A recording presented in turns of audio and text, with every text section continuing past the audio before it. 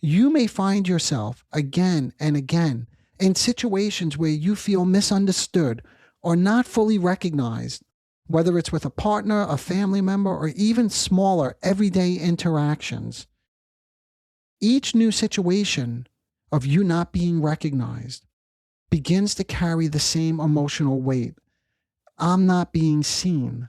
I'm not being taken seriously. What I'm saying is not being treated as legitimate. From there, aggression can take on the quality of a protest against invisibility. I quote, invisibility. The underlying emotional message becomes, you will see me. You will take me seriously. That's if you escalate things, right? And you get louder and louder. So the intensity of the reaction is often less about the surface disagreement and more about how intolerable it feels to be psychologically disconfirmed or dismissed.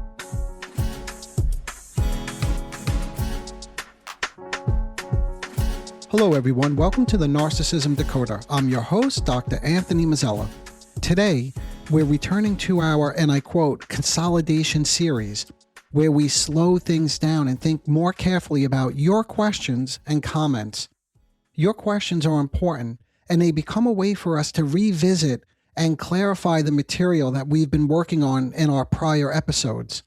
With that in mind, let's move directly into a question I received from a listener about something that I said during a recent interview. My comment was about developing a capacity to be together with a narcissistic partner or parent while remaining separate.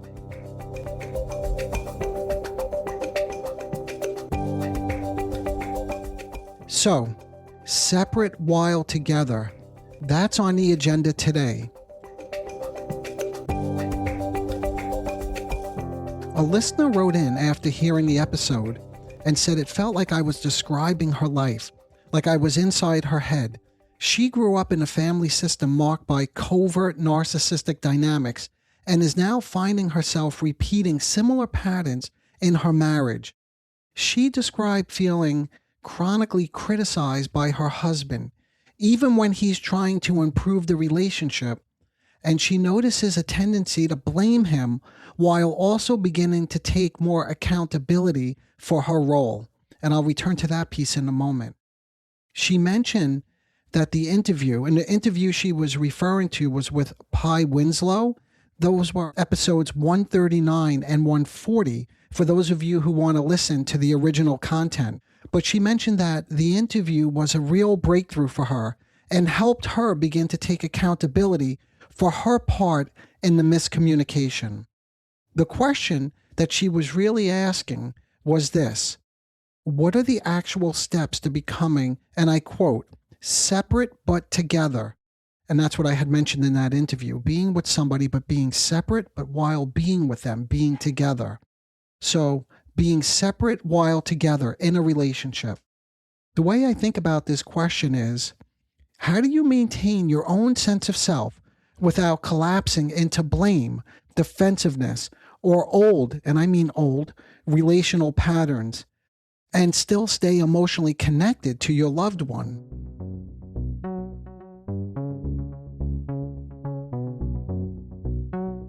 Being separate while together in part means, can you stay connected to another person while still holding on to your own thoughts, your own feelings, your own internal reality, even when there's tension? That's the critical piece.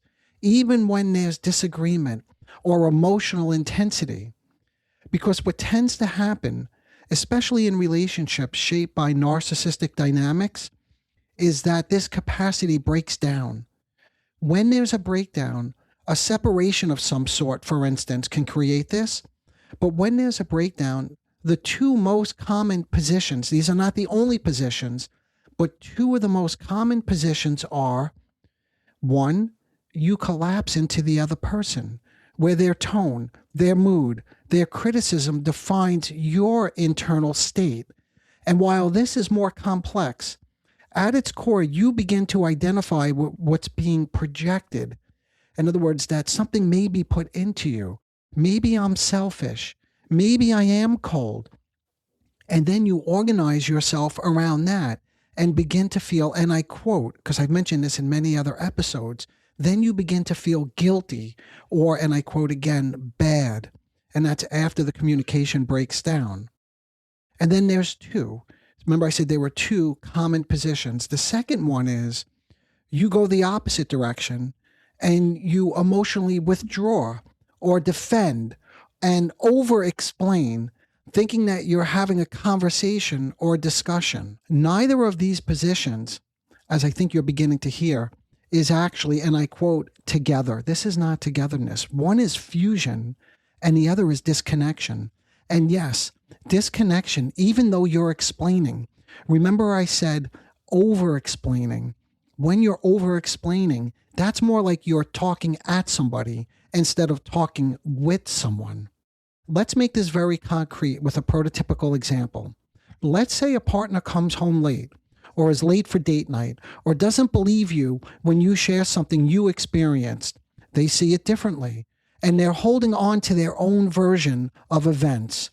And within a few minutes, it escalates into, you don't respect me. You're selfish. You never listen. Everything is always about you.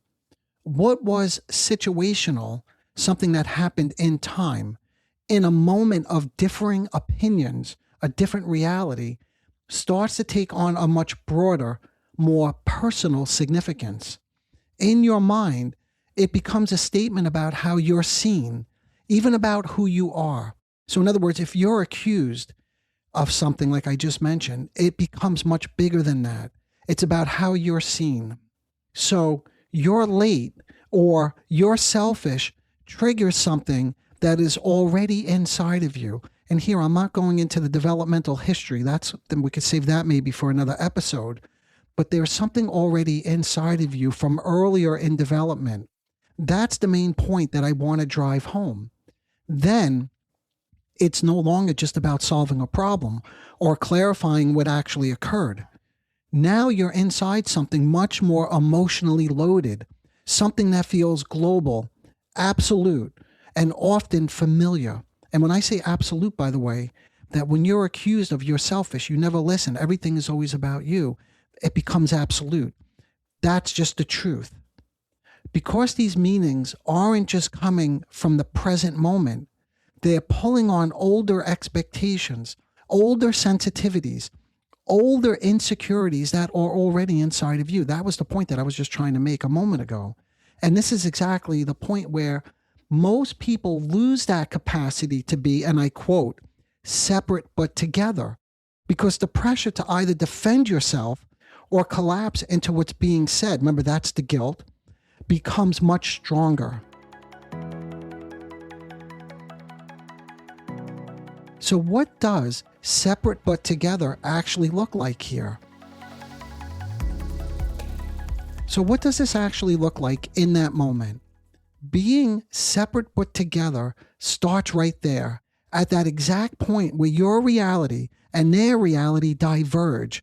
A moment ago I said, in a moment of differing opinions, because this is where the pressure builds.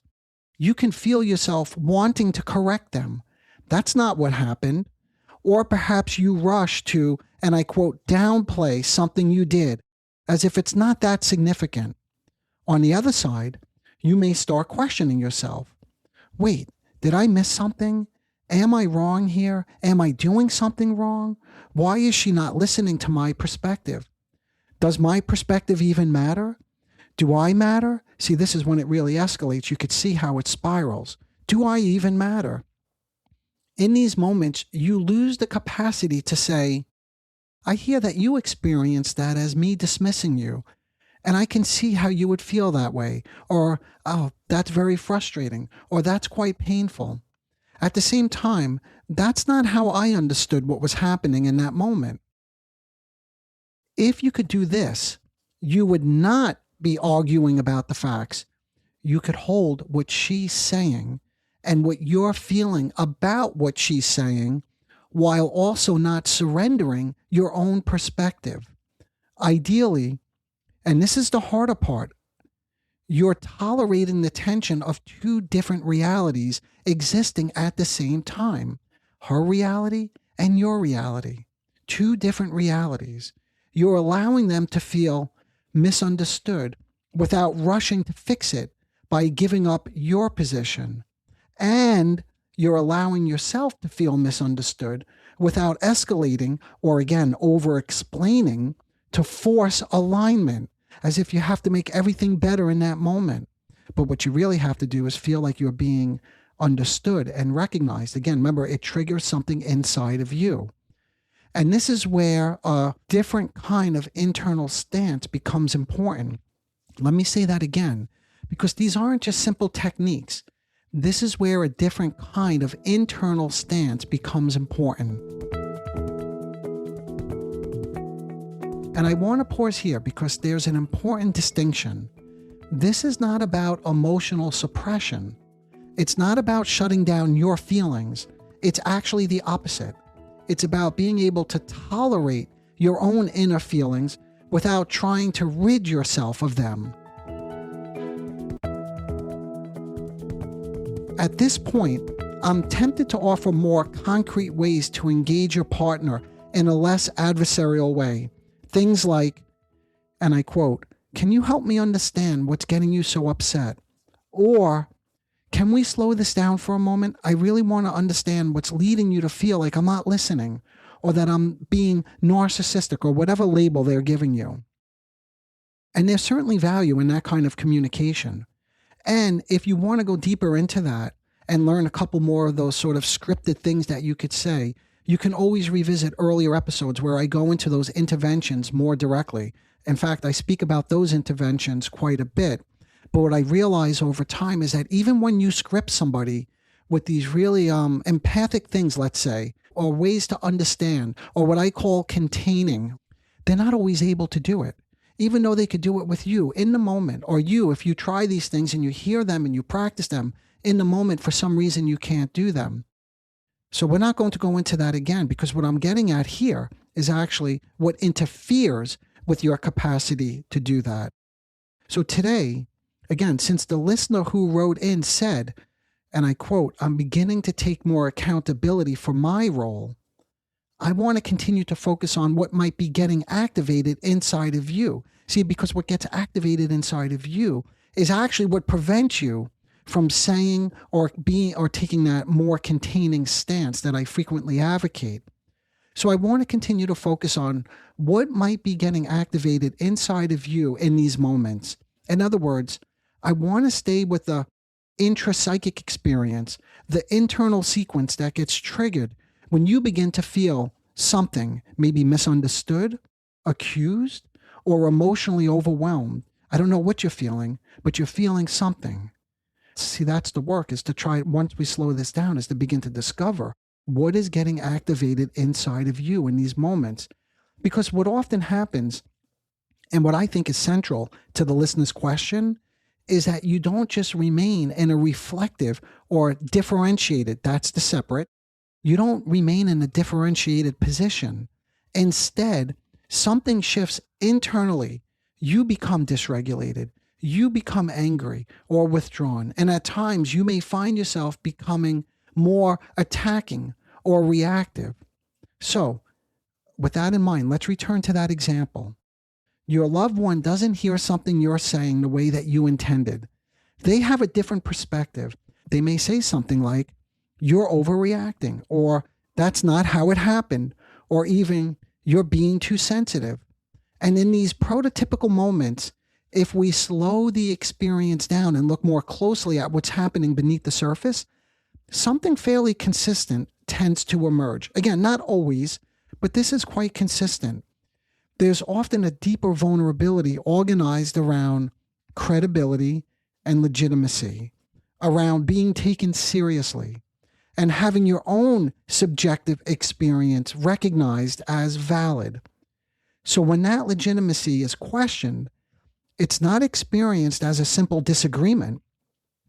It becomes destabilizing. It touches something much more central to your sense of self and your sense of worth, your self-worth, your self-esteem, your identity, who you feel like you are in that moment. In that context, anger, sometimes even rage, can begin to function as a way of restoring recognition. So in other words, you get angry for good reason. Listen, I'm not condoning the anger. You've heard me say this many times for those of you who follow along, but I'm trying to understand where it's coming from. And one position or one conceptual understanding of this is to restore the recognition that went missing. It's almost as if it's an attempt to reassert, I quote, "No, what I'm saying is real. You have to take me seriously." And this is where we often see a kind of repetition emerge in relationships. You may find yourself again and again in situations where you feel misunderstood or not fully recognized, whether it's with a partner, a family member, or even smaller everyday interactions. Each new situation of you not being recognized begins to carry the same emotional weight. I'm not being seen. I'm not being taken seriously. What I'm saying is not being treated as legitimate. From there, aggression can take on the quality of a protest against invisibility. I quote, invisibility. The underlying emotional message becomes, you will see me. You will take me seriously. That's if you escalate things, right? And you get louder and louder. So the intensity of the reaction is often less about the surface disagreement and more about how intolerable it feels to be psychologically disconfirmed or dismissed. And I say feels because that's your subjective experience. And there may be a grain of truth to it. Of course, I'm not overlooking that. But again, we're focusing on what gets triggered, what goes on internally that escalates these moments so quickly. And this is the critical moment, by the way, back to the listener's question, where you begin to lose self-other differentiation. You are no longer separate while together because now you're inside an intense, highly charged emotional state in which the other person is no longer experienced as a separate subject with their own internal world, but instead becomes fused with the experience of either validating you, and if they're not validating you, again, the subjective experience is what? That they're negating you. They're not taking you seriously. In that state, it becomes very difficult to hold on to the idea that you have your perspective and I have mine. In other words, again, I mentioned this earlier, two different minds.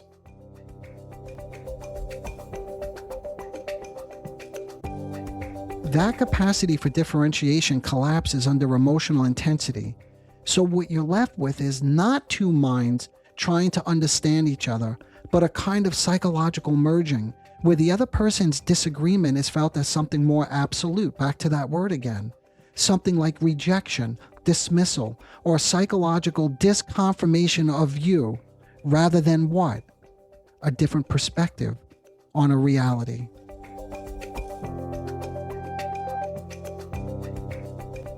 And I want to end by returning to the listener's question again, because I think what we've been moving through today is really one slice of a much larger picture.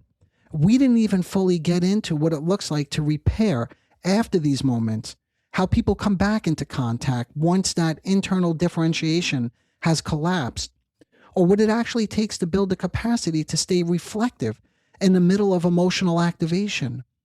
I addressed some of these issues in episode 146, where I spoke about how to repair after high conflict communication. So if you want to get into that, I would encourage you to go back and check out that episode.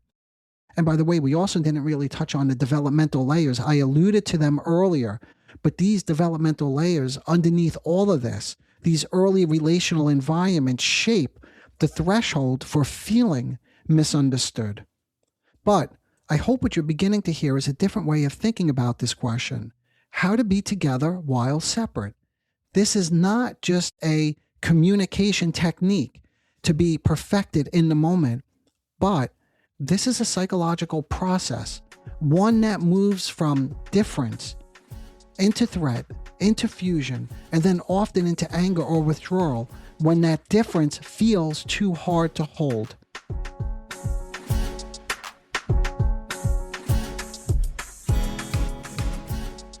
And if there's something quietly hopeful in all of this, It may be that separate but together is not a fixed state that you either achieve or you fail at. It is something that gets built slowly through repeated moments of reestablishing that internal space between experiencing something and reacting. And I'll leave it there for today. I hope this gives you something to think about as you notice these moments unfolding in your own relationships. And please, I know I mentioned this at the beginning of the episode, please continue to keep the questions coming. I really enjoy looking at and reading your questions and comments and understanding more about how all of this content, all of this material is resonating with you. Okay, everyone, I'll see you in the next episode. Bye for now.